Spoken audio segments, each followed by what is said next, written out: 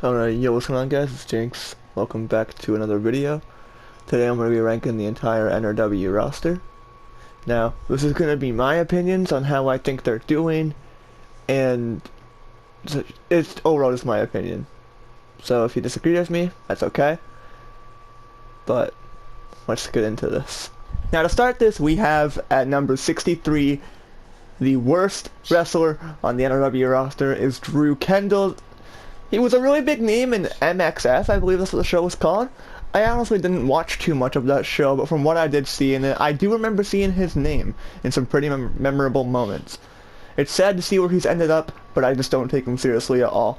I don't doubt that it would be possible to bring him back eventually, but in the current state that he's in right now, I don't recommend it. I'd say, at one point, have him get absolutely just destroyed, keep him off TV for a bit, or off of episodes, so to say, and then bring him back if you ever wanted to actually use him seriously again.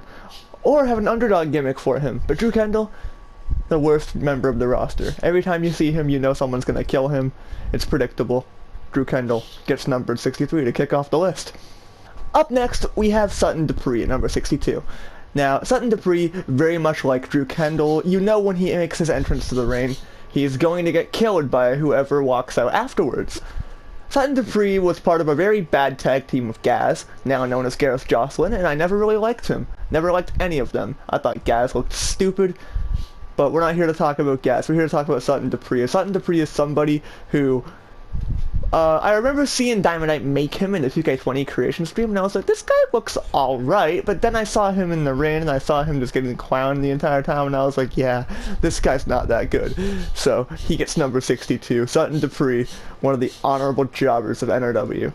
Now up next we have Nate and Devin Glover of Power Trip. Now, these two are the glorified jobbers of the tag division. These are the two poor guys who, when they walk down that ramp, you know that they're going to die, that they will perish. Oh boy. Oh boy. Yeah, God, Power Trip. I honestly forget they exist, and then when they pop up, I'm like, right, those guys actually, exist. I'm surprised they're in NRW. But until I was given the list of wrestlers to rank, I completely forgot once again that they existed. Power Trip, the worst tag team in NRW. Let's move on. Now, up next we have Gareth Jocelyn, the former tag team partner of Sutton Dupree, formerly known as Gaz. Gaz looked horrible. Gareth, when he was repackaged, I was like, okay, this is interesting. Let's see what they do with him. Yeah, I think that they gave up on you, Gareth. I think so, because you have done nothing noteworthy. You've been losing every time we've seen you. You're another one of the many jobbers on the roster. So, enjoy your place up here in the ranking with the likes of Drew Kendall, Power Trip, and Sutton Dupree. Let's move on. Up next we have, by far, the biggest flop in NRW history. We have Daniel Rodriguez, the winner of the Breakout Tournament over on 2K20. First of all, I want to ask, honestly, what the hell were you thinking when you decided to have Daniel, of all people, in that tournament win? What were you thinking? Daniel looked like your generic luchador, didn't even have a custom mask, it was just a recolor of Sin Cara. Daniel Rodriguez, I did not find it believable that he defeated Paul Collins, or anyone else for that matter. Daniel Rodriguez was my last pick that could have ever possibly won that Breakout Tournament, but he did. He went on to then face Irvin Boyd, and he got slapped, and he's just been doing nothing ever since. That Breakout Tournament was a waste at the expense of Daniel Rodriguez. This man caused... What's the point? Daniel Rodriguez did not need to win that tournament. Such a waste. Somebody could have actually won that and gone on to become a big star in the brand, but Daniel Rodriguez got it, and now look where he is. They gave up on him. Daniel Rodriguez is trash. I think he should be next on the list of releases. Oh my fucking god! Up next we have Christian Williams. All I know about him is Programmed Minds, which is the name of his theme song and his finisher, I believe. Christian Williams was somebody who I remembered a lot from MCW. I remembered seeing him pop up, and I was like, oh, hey! Assuming since I remembered him, I was like, he must have been some sort of big deal in MCW, right? Ron. He came back, I believe, in the Revolutionary Tournament, or some other tournament, and he did he won in the first round, I believe, but then hasn't really done anything since. He's just kind of someone who's thrown in there to make someone else look good, which is not a bad thing, because Christian Williams, I feel like, could come back at any point if he really wanted to, and actually do something. And I don't doubt that in the future there could be plans for him, but it wouldn't surprise me either if he was released. Christian Williams is at number 57, which is a shame because he is quite interesting. Hopefully you guys do something with him in the future. Up next we have Al Harrington. Al Harrington is somebody who I've seen something in with his matches. I've thought, hey, he's a pretty interesting character, but he hasn't really done anything. He's won one match so far, and that's about it. Al Harrington is here, close to the back of the line, because he's just not really a big deal whatsoever. He's just kind of there on the roster, looking for a place to fit in. Al Harrington is number 56. Number 55 is former leader of the Wolfpack, Dale Ford. Dale Ford is one of the many names on this list that I forgot was even a part of NRW, that I'm surprised is still actually part of the active roster. Dale Ford is somebody who you will see pop up once in a month and get absolutely destroyed. Dale Ford, never really liked him. Started to kind of like them when Wolfpack was starting to actually do things in NRW, when it was Alex Henton, Scott Rogers, and Dale Ford. I was kind of like, hey, they're cool. Back in when I was beginning NXL, the first season of it, I remember pitching to Diamond that I would like to have Wolfpack at some point, but I didn't want Dale because I just didn't really like Dale, never have. But Dale Ford, why is he still here? Why? Sentimental value or something? Get him out of here. Dale Ford is not good. Up next we have Bryce Grant. Now Bryce Grant is somebody who I actually do like. I always thought that he would do better without Carter Adams, and I'm glad that Carter Adams is gone, because Carter Adams looked like an absolute joke. I'm sorry, Upcom, but Carter Adams was horrible, and I'm pretty sure you're aware of that too. You've expressed that a couple times. Bryce Grant, on the other hand, is another one of the many guys who show up on live events just to lose. Bryce Grant could be so much more, I believe. I believe Bryce Grant could actually, like, do some pretty big things if given the right platform or given the right push to propel himself forward to that win that he needs to be taken seriously. I don't like his face paint. I think it just kind of looks dumb, but Bryce Grant, from what I've seen in his matches, has always been quite good. And I could either see him being repackaged and doing good like Neil Hart currently is, or I could see him joining El Reno MPO. Now, Bryce Grant, unfortunately, close to the back of the list, but he's a good wrestler. I like Bryce Grant. Let's get on to the next man. Up next, speaking of El Reno MPO, I'm only going to include Santucci and Venganza, because we've only seen them enter with Antonio Esperanza. We haven't seen them in action. They have masks and they wear full suits and they look stupid. They're big and they look stupid. I don't really care about them yet. Maybe once we actually see their wrestling gear and we see them in action, that opinion will change. But as of right now, I could care less about these two. Antonio Esperanza is the main attraction. These two are just background characters. Up next, we have Jameson Diaz. Another one of the list of people that I didn't even know were employed. Jameson Diaz is on NRW. Now, I've seen him pop up a few times, but every time he pops up, he's not featured enough to that every time he shows up, you think that it's like, oh, right, I forgot he worked here. I forgot he was part of the roster. Jameson Diaz is one of the guys who you don't really see doing much, but always puts on a great match. Jameson Diaz definitely does have a future, but given the current circumstances, I don't see him doing anything. So Jameson Diaz, given his current status in the company, his current position, I don't see him as anything more than just a low ranking. Jameson Diaz is just another man on the roster. He's quite forgettable. Hasn't done anything special. Yeah. But I could see him doing very well. I don't doubt that there's plans for him at some point, but as of right now, Jameson Diaz is just another guy in the roster that doesn't know what the hell he's doing. Up next, we have Platinum Paradise, which is Trevor Frisco and Lopez Frisco. Now, these two have had a very interesting run so far in NRW, with some wins and some losses, just a good balance between the two. Not really so good on the winning side, but that's okay because they've really had a great showcase with their talent. And also making a lot of the new teams for NRW look pretty good as well. Because NRW, I will say this right now, in our community between all of our shows, myself, NRW, TEW, and Chris's show, they have the best tag division currently. And they have done a great job at creating interesting and exciting tag teams every time a new one appears. But Platinum Paradise is going to be just a very low ranking because we haven't seen them since Crimson Blaze beat them. I don't know what's next for them. I don't know if they're going to stay in the company or not. But Platinum Paradise are number 51. Now up next we have Mike Leon. Mike Leon, in my opinion, back in the Hardcore Wrestling Experience, HWE, Mike Leon to me was always the face of that company and not John. Mike Leon was the guy that I was always like, hey, I like Mike Leon. I didn't care about John because John was John Cena. I always liked Mike Leon a lot better than John Hubbard. Just a lot better. And it's a shame to see that nothing's happened with him yet. Hopefully there's something in store for him and there's a reason why he hasn't been booked and that he's going to make an impact soon, but Mike Leon needs to do something because he is one of the originals and he is one of the best characters Dynamite has made. So I think that he deserves a little bit more recognition.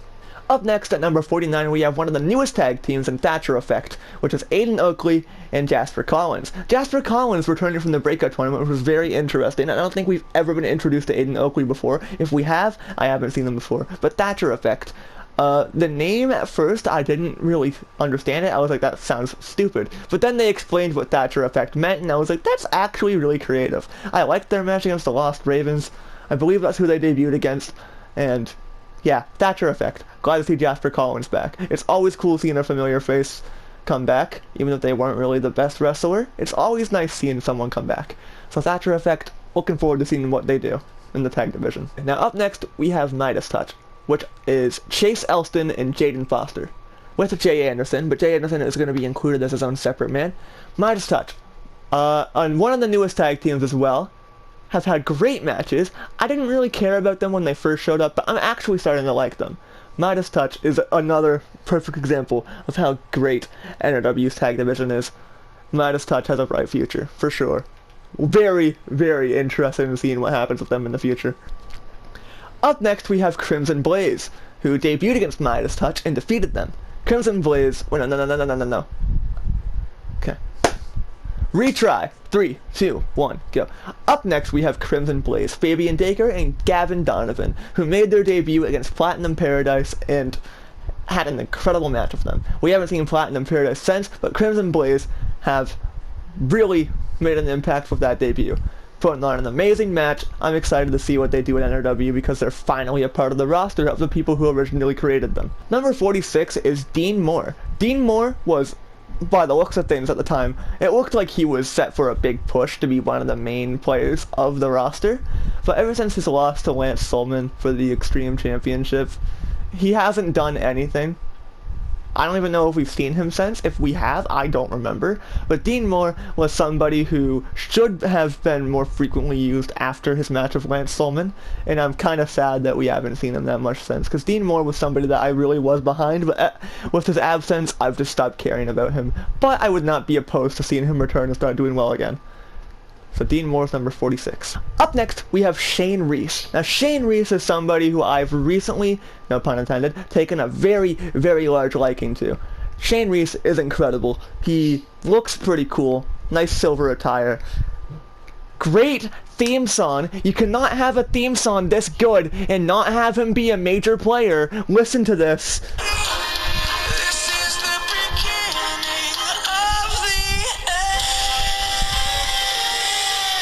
How can you give that to somebody and they're just another guy on the roster? Shane Reese needs to be something, and I'm going to be very mad if he doesn't end up reaching his potential. Because Shane Reese is currently, actually, believe it or not, one of my favorite guys on the roster. I'm very, very so behind him, and I would love to see him actually do something. So please, do something with Shane Reese. Push him. Give him a winning streak. I would have been so much better with seeing him in the Diamond title picture than Arcane, Cordova, or Isaac Mystery. But maybe Shane Reese can feud for the Revolutionary Championship or something. I'm sure you'll find something for him because you guys are masterminds at booking. But Shane Reese, please, for the love of God, do something with this man. Up next, we have the Lost Ravens, which is Leo Denson and Jordan Smith. I definitely like their tag name and their attires. I like their hard-hitting style as well. But I don't really know. I'm not very behind them yet. I think they're cool, absolutely, but I'm just not very behind them yet.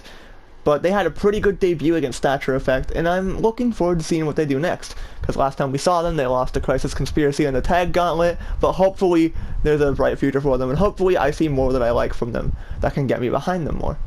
Up next, we have Infinite Limits, which is Gordon Holt and Quinn Phelps. Now, I remember Gordon Holt from Future Shock, and I remember Quinn Phelps very vaguely from MXF. Infinite Limits, when they made their debut, something about them just immediately I liked them. I liked seeing their attires. I thought their attires were really nice. I thought that their match was really good, and I'm looking very forward to seeing what happens with Infinite Limits, because the possibilities for them, no pun intended, are infinite. You can really do something with this team. They could very well be one of the top tag teams in your division if booked properly. Infinite Limits, one of my current favorite tag teams on NRW. Up next, we have Gary Xander, who recently made his debut and revealed himself as one of the men in the Black End Battle Royal. Now, Gary Xander was somebody who I never saw coming to NRW. Never would have imagined it. And I had a genuine pop when he debuted and attacked Neil Hart. But Gary has such a decently yes, that's the word I'm looking for. A decently low ranking here on the list because he's just debuted. He hasn't had a match, but this is just me going off of how well he debuted and the impact that he made. But since he hasn't really done anything super big yet in the company, this is why he's so far up. But Gary Xander, looking forward to seeing what you guys do with him. I really liked Gary Xander when I first brought him into NXL, but I've kind of lost my interest in him. But I don't doubt he can be something big, because Gary Xander, despite me being interested or not, is still Gary Xander, and Gary Xander is good. So, I'm excited to see what you guys do. Up next, we have Antonio Esperanza. Made his debut recently by defeating Ramos Castro. Now, that's a big win for your debut, defeating somebody who was just in contention for one of the most dominant champions on NRW. Antonio Esperanza, I'm very interested in him. He had a lot of build-up to him, cut a lot of promos, and then finally showed up on the roster in an arena to have a match. I'm very interested in Esperanza. I don't give a damn about his goons right now, but Esperanza himself, I am very intrigued. Looking forward to seeing what you guys do. Up next is Elite Kryptonite. Now, Elite in NRW, he hasn't really done anything. He's qualified for the Money in the Bank match before, but I don't remember if he was actually in it due to, like, contractual issues. But he came back recently, defeated Clay O'Malley, and we haven't seen him since. So that's why Elite has such a low ranking. He's not going to like that I put him up here, but oh well. He has a low ranking because he hasn't done anything, really. He's defeated Clay, that's about it. Big whoop. Let's see what the future holds for Elite, because I'm pretty sure that Dynamite and MCon can find something to do with him. Up next, we have Jay Anderson, the Golden Star. When you see this man walk down that ramp, you are witnessing greatness. Not only do you get to see a couch, but you can only buy at Couch.com, but with his newfound friends Midas Touch, Jay Anderson finally has an excuse to be on episodes, because now he actually does something. He may not compete so much anymore, but he is with Midas Touch, and that alone could be a very dominant three-man group.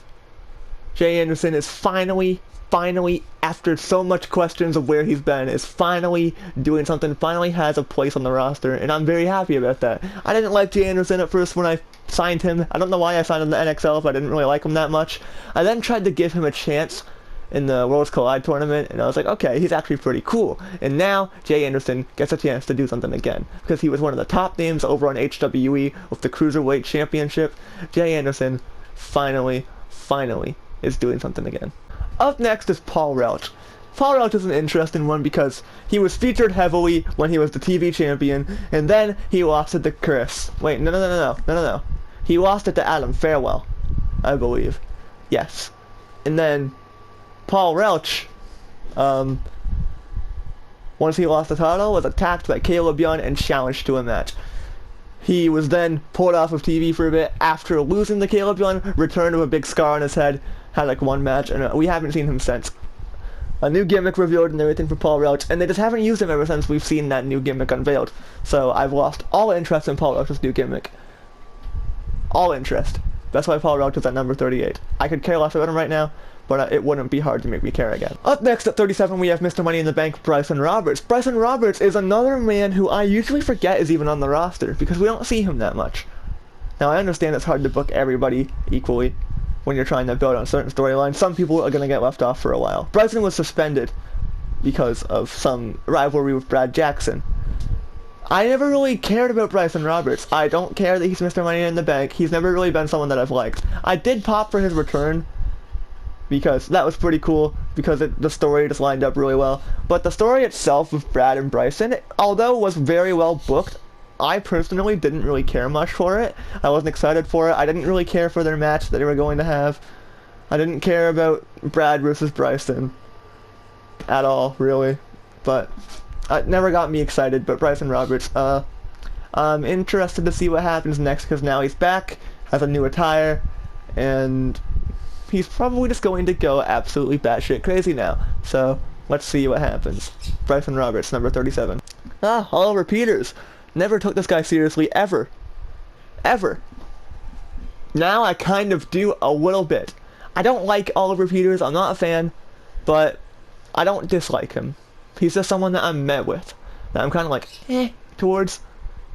I don't know. Very strange feelings towards Oliver Peters. He got repackaged ever since returning from his beatdown from Caleb Young, and now Oliver Peters is kind of just another man lost in the shuffle, who has had a few pretty cool matches, but the last time we saw him, he was defeated by Owen Everett. Ugh, disgusting. Up next, we have Clay O'Malley. Clay O'Malley has been doing quite well in NRW, and I'm happy with the way that he's been booked. I liked his rivalry with Quentin Sharp, because you would expect Clay O'Malley being the new guy to just go over, but no, Quentin Sharp prevailed, and that was pretty cool. But Clay O'Malley currently, I believe the last time that we saw him, he lost to Elite Kryptonite, and I don't believe that we've seen him since. I could be wrong, but O'Malley is at number 35, and I don't really know. There's not much else to say about O'Malley. He's just someone who's had 50-50 here in NRW, has done quite well at some points, but has done not well at the same time. But Clay O'Malley gets number 35 because he is an interesting wrestler, and I'm not just saying that because I created him. I'm saying that because Clay O'Malley in NRW, I like the way that he's being used. I do. So that is why he is at number 35. Now up next we have Quentin Sharp. Quentin Sharp, the way that he's acting recently, I didn't like how it was at first, but then I was like, this gimmick's pretty cool. He's going after all the new guys, saying that they don't deserve it. Quentin Sharp had a pretty great rivalry with Clay O'Malley. They had great matches, made me feel like I was wrong after all about Quentin Sharp, because after having him on JCW and playing as him, I found him to be quite boring. But seeing him in action, I would not be opposed to bringing him back in the future. Quentin Sharp is at number 34 here on the NRW ranking list. Quentin Sharp. Well, hopefully more happens with him. He gets involved in more feuds, because Quentin Sharp, I feel like time is running out for him. I feel like he could very well be one of the next names to retire. Hopefully not, but I wouldn't be surprised if he did. Anyway, let's move on. Up next at number 33, we have Lewis Mathis. Lewis Mathis was somebody who I didn't think was going to come back. I was always asking Diamond Knight and MCon, I was like, what happened to Lewis Mathis? Because I remember him from HWE. He was the Brad Jackson of HWE. Lewis Mathis I never liked him as a wrestler, but I respected how well he worked as a heel. I didn't like him when Mason Bowen and HWE had just won the Venom Championship and Mathis took it from him. In my eyes at the time, that was pretty much a burial. I didn't like Mathis for that, but Mathis is back now. He's not doing anything too important, but he has been a part of some pretty exciting matches. So, looking forward to seeing if Lewis Mathis can develop as a better heel and get back to the man that we all remember him as in HWE. The dickhead who would rival Brad Jackson in an argument. Alright, let's move on. Up next we have one of the newest additions to the roster, Kuriyori Zanadu, coming from JCW over to NRW. This one is a huge game changer added to the roster of NRW. Very excited to see what he does. Now the reason why he has such a high ranking is because he had a very good victory against a well-established name in NRW in Brad Jackson. He hasn't really done much ever since, but actually, no. Kuriyori Zanadu has two major victories. He's defeated Brad Jackson and Adam Troy. That's huge, looking at Adam Troy and who he used to be, the face of MCW. Oh, Adam Troy may not be as big as he was back then, but that doesn't discredit what he's done in the past. So that victory alone says a lot about Zanadu as a wrestler, showing that he can cleanly defeat someone like Adam Troy, so on, proving Zanadu as a formidable opponent for everyone else on the roster. Excited to see the future plans for him. Up next we have Bloodlust, which is Dexter Rivera and Derek Orion, one of my favorite current tag teams on NRW. I was very excited when I got to use them at Genesis. And I get very excited whenever I see them come out too to the ring, because I really like Bloodlust. I think that they are a great tag team. They deserve more wins. What are you doing? Give them wins. Push them at least. Or just involve them in more things. They don't even have to win. Just involve them more, because they are awesome to see in action. Bloodlust is number 31 because they, in my opinion, are one of the current best tag teams on the roster, and they should be utilized more. Up next, we have Paul Collins. Now, Paul Collins was the man last on my list of who could have possibly been the surprise man at Hardcore Heaven's pre-show in that Fatal 4-Way between Jay Anderson, Valen Nola, and Lewis Mathis. So when he came out, it was a genuine pop, it was a genuine surprise, and he didn't even need to win to make an impact. That return and him showcasing himself in that match, beating down 3 people who are currently being built up for that match, showed that Paul Collins is still the Paul Collins that we all remember, and that now that he's back on the active roster, a lot of people are gonna get bit. Paul Collins, it's good to have him back. He is number 30 for that return alone, because he has been doing quite well since. Up at 29, we have Genesis, Russell Bisping and Eric Alchemy. They may be my favorite tag team currently on NRW. Maybe. I'm going to have to go on through the list once I'm recording more to really confirm that. But I really like Genesis. I don't like that they lost in the gauntlet, but I'm not mad about it either. Genesis definitely need a lot more to go before they can actually challenge for a championship, so it's completely understandable why they didn't win that match. But Genesis are really good. I like the idea of them, but let's touch on Genesis real quick, because I talked about the Breakout Tournament earlier. Genesis, I feel like, would have been very cool to see, because with the Breakout Tournament, instead of having Daniel Rodriguez even be in the tournament, I would have loved to see Russell and Eric as single stars back then in that tournament. And they would maybe fight each other down the line at some point, and then maybe, let's say they get released afterwards because none of them win it. And let's say Isaac Mystery won it.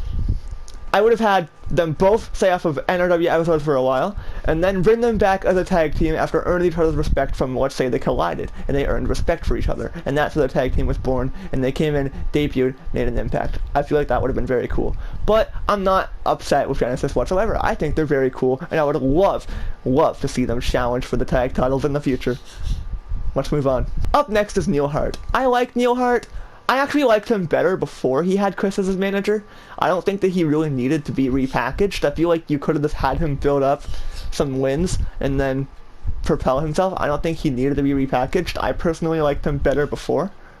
But I'm interested to see what you guys do with him. Neil Hart is finally doing something, because I've seen his action on not NXL. I've seen his action on CDXT with Chris having matches with him, because Chris actually booked him. And I was impressed. I liked his matches. So Neil Hart, I'm happy that he's doing something. Hopefully his future is bright, because I could see him holding a number of mid-card titles. Let's move on. Up next, we have Jason and Corey Barnett of Deathly Awakening. One of the coolest tag teams on NRW. Deathly Awakening take number 27 because they had an awesome return against Orbital Lockdown and showed them, hey, we're back and we mean business. They didn't win, but they sure as hell showed what they can do in the ring against one of the best tag teams in the community. And with Ron Staunton in their corner, one of the best managers of all time, Deathly Awakening are destined. It's only a matter of time before they hold championship gold. It's inevitable. These two are the future of the tag division. Mark my words. Up next, we have Cedric Arcane. Now, I don't really like that he's a part of Burning Glory. I don't think he needed Owen Nelson. I think Cedric Arcane could have actually just done better by himself, and I think that he would be better by himself with a solo star, but he's with Burning Glory, and I don't really like that. I don't think he needs to be a part of it, and I think it's holding him back. Because the focus right now of Burning Glory seems to be Ezra Brooks and Crisis Conspiracy. Cedric Arcane isn't doing anything. He hasn't done anything since losing to Tanner Cordova in the Iron Man match. I believe he actually may have had a match against Adam Farewell, but didn't do anything after that. So Cedric Arcane is number 26. Still a very great wrestler. I'm happy that he's actually doing something, sort of. But he's just, I don't know. I feel like he could be doing so much better without Owen Nelson. Up next, we have Ian Walker at number 25. We haven't seen Ian in quite some time, which I'm kind of sad about, because Ian Walker is one of my current favorite wrestlers on NRW. I would have been perfectly okay if he had beaten Ezra Brooks and got a surprise upset victory. Ian Walker is somebody who needs something. He needs a championship to his name because Ian Walker is one of, for me at least, towards me, one of the most over wrestlers. I am very behind him, and I hope that I don't get disinterested in him because I really like Ian Walker and I really want him to do something. So please don't waste this opportunity. Pull the trigger on him and see where it goes, please. Number 24 is the best heel in Dynamite and MCon's creation history. Brad Jackson, the best.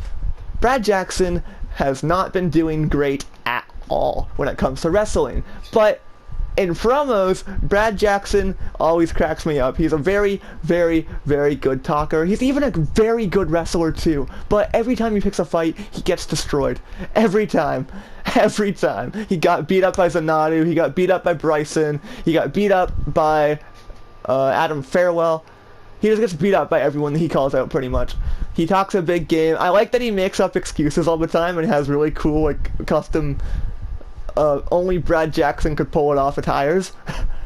Brad Jackson is somebody who I don't think needs a championship, but just needs some momentum because all the crap that he talks, it's just like he doesn't back it up and it just makes him look weak. But Brad Jackson's really good. Hopefully he does more. Number 23 is Malcolm Watts. I didn't really like him when he first debuted in MXF. And I was also kind of like, ugh, because I was literally in the process of planning for a creation with the last name Watts, but MCon beat me to it. But I really like Malcolm Watts. He's another one of my favorites on the roster, and I was very pissed off when Owen Everett injured him. And now Malcolm Watts is back, and I'm very excited. Hopefully we get a match between them at the next pay-per-view. Hopefully we see Malcolm Watts versus Owen Everett at Black End, and Malcolm Watts gets his sweet, sweet revenge, and Owen Everett gets disowned ×2. Number 22 was Scott Calloway. I was kind of doubtful when he was repackaged and brought back as Scott Calloway. I was like, oh, it's that guy from Wolfpack.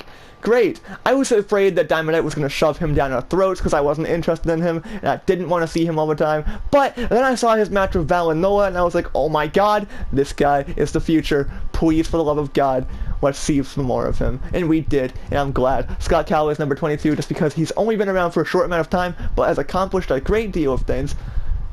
He's had great matches, and he is more than capable of breaking out in the future. Maybe next year. Scott Calloway is amazing, and I'm very glad he got repackaged and not released, because if he got released, we never would have seen the amazing wrestler that he turned out to be, the amazing wrestler that he was this whole time, but never got to shine until now. Scott Calloway's number 22. Number 21 is Tanner Cordova, the current JCW Undisputed Champion. Tanner Cordova is only number 21 in NRW because he hasn't done much. He had an amazing victory over Cedric Arcane in that Iron Man match, getting the roll-up at the last second before the timer ended and scoring the victory. And then he faced at Hardcore Heaven for the Diamond Championship against Tyler Wright and Isaac Mystery. And he came up short and hasn't really done much since because he lost to Tyler Wright afterwards. But Tanner Cordova, amazing wrestler, amazing heel. I don't doubt that there's a future for him. Tanner Cordova is awesome. Up next we have Crisis Conspiracy. They are the tag team portion of Burning Glory, consisting of Caspian Barton and Theo Walters. I never liked Theo. I thought he looked stupid. I didn't like either of them when they first showed up. I was like, oh, yay, these guys. But I'm starting to like them. After their win in the Gauntlet, I started to like them a lot. I started to like Caspian a lot more before that Gauntlet, and I was like, Caspian could do a lot better by himself. But then I saw them run through all of those teams in the Gauntlet, and I was like, oh, I like them. I don't think they can beat Rebellion. I don't. But I definitely know they're going to put up a fight. But Crisis Conspiracy get number 20 because they've really made an impact as of late, and I'm looking forward to seeing what more is in store for them as they're building up to their match with Rebellion. Up next is Adam Troy. Adam Troy, the face of MCW, has struggled to find a place where he belongs in NRW. He's done pretty much nothing, but he only gets a high ranking because of his reputation, because he's just one of the well-known, respected wrestlers of the old era before NRW came to be. Adam Troy has had some pretty good matches with Courier Zanadu, Dylan Jett, I believe, and Caleb Young. Adam Troy, I'm glad he didn't win the world title because I think that would have been too predictable, and Dylan Jett got the opportunity instead, which was awesome. But Adam Troy, I'm glad that he's still on the roster. I'm glad that he's not Superman. I'm glad that he can be beaten, and I'm glad that he's still showing that he's a really good wrestler. Adam Troy, number 19. Hopefully he does more. But I would not be mad if he didn't, because Adam Troy has already accomplished a lot, and I think that it would be better for Adam to have great matches with some of the up-and-coming stars and establishing more names to the roster. Number 18 is Brandon Black, formerly in the alliance with his brother Mason. Brandon, both members, I didn't like them at first. I don't know why I signed them to NXL. Back then, I was just really, really eager to sign as many people as I could because I just wanted a lot of people to build a roster because I was lazy. And they were unfortunate victim to the bad treatment back then, but they got released. They didn't do anything. They won the MCW tag titles, but that was about the only highlight of their tag team career. Other than that, they've done absolutely nothing. Then in the NRW, they started to lose a lot. Brandon had a new look. Mason looked exactly the same, so I was like, oh, well, Brandon's gonna dump him and kill him. I was right, and I really like Brandon Black now. It's funny because when I had used Mason and Brandon, I preferred Mason. I thought Mason was the better of the brothers. But wow, am I wrong. Brandon Black is one of my current favorite wrestlers in NRW. I was kind of skeptical at first about him. I was kind of like, ugh, when I heard his name was The Oblivion. I think it sounds better if you just call him Oblivion, not The Oblivion, because it just kind of sounds dumb in my opinion. But Brandon Black looks awesome. His matches are awesome. He is believable to kick your ass. I believe that Brandon Black has a bright future. I've said that about a lot of people, but Brandon Black is someone who could skyrocket at any moment given the right match. Brandon Black, in the blink of an eye, could win a major championship, and I wouldn't even be mad, because he's just that damn good. Number 17 is the first ever world champion, Dylan Jett. Dylan Jett is up all the way up here compared to like the top numbers, because Dylan Jett, we have not seen him since he has lost to Irvin Boyd. Dylan Jett took a major loss in losing the biggest prize in the NRW, and we haven't seen him since. So with that absence came a lot of setbacks for him, and he hasn't been seen since. So he gets a lower ranking than the rest of the roster because of how long he's been gone and how major of a loss that seemed to be for him. I'm very excited to see him come back, and I know damn well that he's not finished with Irvin Boyd or whoever is holding the championship by the time he shows his face again. Very excited to see Dylan Jett come back. He's number 17 though because of his absence. Number 16 is Ramus Castro. Ramus Castro is, when he debuted in the Revolutionary Tournament, I didn't like him. I thought he looked bland, but then I started to watch his matches when 19 came around, and I was like, Ramus Castro is cool. I thought he was going to beat Ezra Brooks at Hardcore Heaven. I really thought he was going to beat him, so I was very surprised when he didn't. Ramus Castro was one of the younger guys, so to say, that was already rapidly building himself up and gaining a lot of momentum, and looked to be on his way to becoming one of the faces of the company, because he was in the ring with all the top guys. You had all these top guys in Ramus Castro, and Ramus Castro, I actually believe, got the win for the team in the tag match. And ever since losing to Ezra, he hasn't really done anything. He lost again to Antonio Esperanza, which is really sad, but Esperanza's cool, so it was acceptable. But Ramus Castro desperately needs to get back on track. Lance Sullivan is number 15, because ever since losing the Extreme Championship to Dan Gray, has done nothing but lose and lose and lose. And I feel like that's just something that had to happen to establish Dan Gray's title reign as a serious reign and not a fluke victory. But Lance Sullivan needs to break away and do something else now. He needs to set his sights on something new before he gets caught in a wave of irrelevancy and gets swept away. Because Lance Sullivan is one of the best wrestlers on NRW, and it would be a shame to see him go underused. So yeah, that's Lance Sullivan for you. Reason why he's got a lower rating than the top names is because of how very little he's done so far ever since losing all those matches. Let's move on. Number 14 is Orbital Lockdown. Met their first loss at Hardcore Heaven by losing the tag titles to Rebellion. Orbital Lockdown were the best tag team. I still say that they technically are still the best tag team on the roster. They were a very big deal when they first joined the company because it was one of the first big signings outside of NRW to actually join the company, and they made a huge impact already, setting the bar for the tag division. And really helping a lot of the newer tag teams look good too in their matches with Orbital Lockdown. Orbital Lockdown had never lost a match until Hardcore Heaven, so I'm very interested to see how they come back and if they're going to go for the titles again, or maybe they could go solo. I would not be opposed to that. If they want to go, if you want to book them solo wrestlers, you have my permission to do so. But Orbital Lockdown are at number 14 because of that major loss. And yeah. Let's move on to the next number, which is number 13. Number 12 is Logan Helsing. Now, Logan Helsing is currently undefeated in NRW, has a very interesting booking style, doesn't speak. All of his messages are delivered via promos on the Titantron. He doesn't speak. It's just words on the Titantron. Logan Helsing has recently made it clear that he has his sights set on the Extreme Championship. That means bad news for Dan Gray. Helsing had a recent victory at the pre-show of Hardcore Heaven, defeating Castiel Ramos. And as far as I'm concerned, Castiel Ramos is done in NRW thanks to Logan Helsing.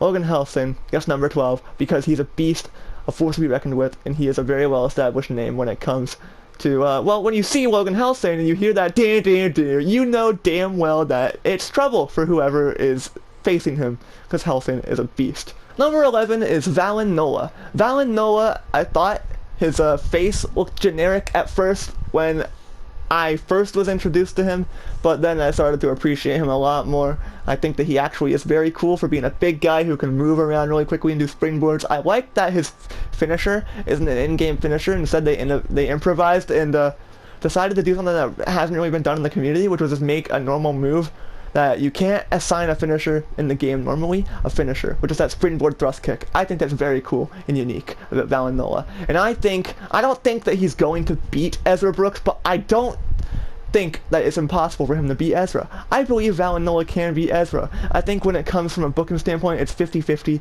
Noah or Brooks. One of those two could win. Valen Noah, I think it would be too soon for Noah to beat Brooks, but I wouldn't be mad if he did. Valen Noah is a very, very great and intriguing character. I'm looking forward to seeing how his character develops over time, to see what kind of person he really is in the ring. Because we've seen his actions, but we don't really know much about his personality. But Valen Noah gets number 11 because he is one of my favorites on the roster, and he is doing very well right now. Number 10 is Adrian Akers. Adrian Akers, he was always somebody that I took an interest in from the day that we saw those vignettes playing on Dynamite's channel. I thought Adrian Akers was awesome. I still think he's awesome, which is why he's at number 10. Adrian Akers needs to do more, because we haven't seen him do much since his Diamond title match against Tyler Wright. But Adrian Akers is awesome. Do more with him. We need to see more Adrian Akers ASAP.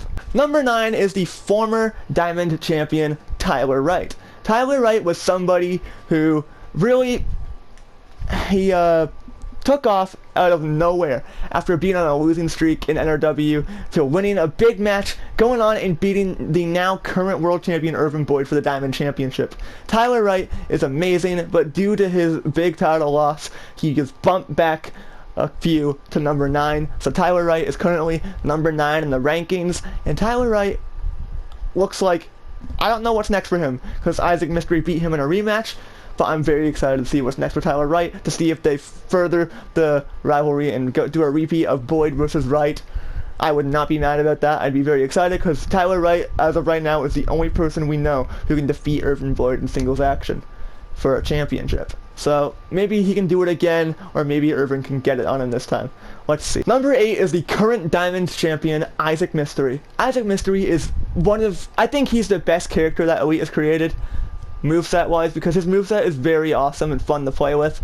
I have found that with my short time having Mystery on my roster, he can put on a great match with anybody. A very, very good choice to defeat Tyler Wright.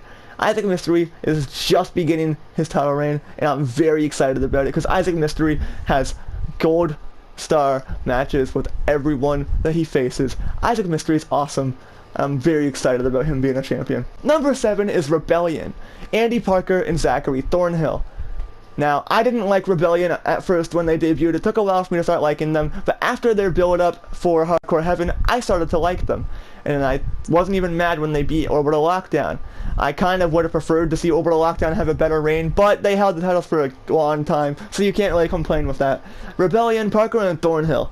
They are very good. I think that they are the two best members of Rebellion in the ring.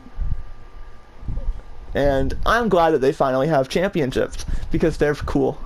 So yeah. Number 6 may come as a surprise because of how much I like this wrestler, but number 6 is the current television champion, Flynn Navarro.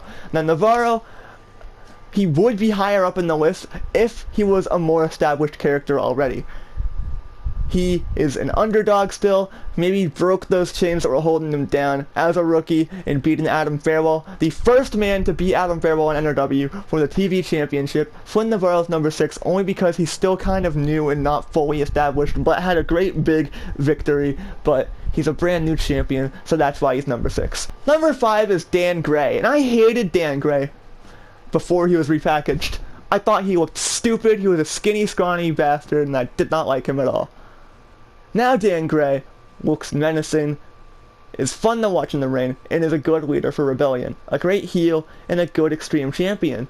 I was kind of like, what the hell, when he beat Lance Sullivan, but I'm not mad about it anymore because Dan Gray has proven himself by beating Dan has proven himself by beating Lance on multiple occasions and holding on to that Extreme title for a good while now. Dan Gray is number 5. The only reason why he's above Flynn Navarro is because he's held his title a lot longer and is a more established champion than Flynn currently. Number 4 is the current NRW World Champion, Irvin Boyd. Irvin Boyd, he's very, very, very awesome. I like Irvin Boyd a lot. I'm very lucky to have him on my roster and to be able to work with him as well. Irvin Boyd, the current world champion, he's just awesome. There's not much to say. He's knocked off everyone put in front of him. Irvin Boyd has knocked off the likes of Cade Brewer. He's the man who beat Dylan Jett. Irvin Boyd's awesome, and I'm very, very happy that he's finally a world champion. Number 3 is Caleb Young. I am so invested in Caleb Young. He's always been one of my favorite wrestlers that one of these two have created, and he probably always will be. I love his new character, I love his motives, I love the story, I love how he's going after everyone who wronged him and got in the way of his success. I love it. I have no idea who could be next, but Caleb Young is such a convincing, dominating wrestler, and I'm so intrigued by him, and I love every time I hear the pshh after a match, because I know damn well we're looking at a victim. Caleb Young, number 3. Number 2 is Adam Farewell. The former TV champion has the best win-loss record in the company currently, but Adam Farewell has lost to Flynn Navarro finally losing his first match in NRW ever since winning the title from Paul Relch. He held that title for 246 real days. Adam Farewell is incredible. I think that he may be the most talented wrestler on the roster right now. Well, statistically, he is definitely the best when it comes to wins and losses, but his character lacks quite a bit. He's just another, oh, I beat people up, I'm a hard hitter, and I will knock your lights out. I haven't done a good job talking as him in promos. It's kind of bland and generic, but I try my best with him. But he's number 2. And number 1 is Ezra Brooks, the current Revolutionary Champion. He is currently undefeated in NRW. Ezra Brooks is awesome.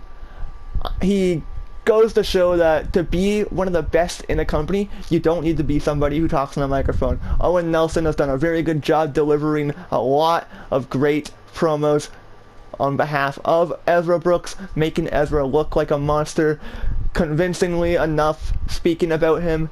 The build-up before Ezra debuted was awesome. The current booking of Ezra Brooks has been awesome because he adapted to a wrestling style that he wasn't familiar with to beat a submission specialist in Remus Castro. Ezra Brooks is awesome. He is so good, and I'm very happy that he is being booked the way that he is booked. Because Ezra Brooks, in my opinion, is the best wrestler on NRW today. So there's the end of the tier list. Hopefully you guys enjoyed hearing me talk about NRW, because I don't do it enough on my own channel. The most that anyone gets to hear is just off stream, but I got to give my opinions on every individual wrestler on the roster. So thanks for watching. If you disagreed with anything, let me know. I probably won't care, but yeah, I will catch you guys in the next video. Thanks for watching. Peace.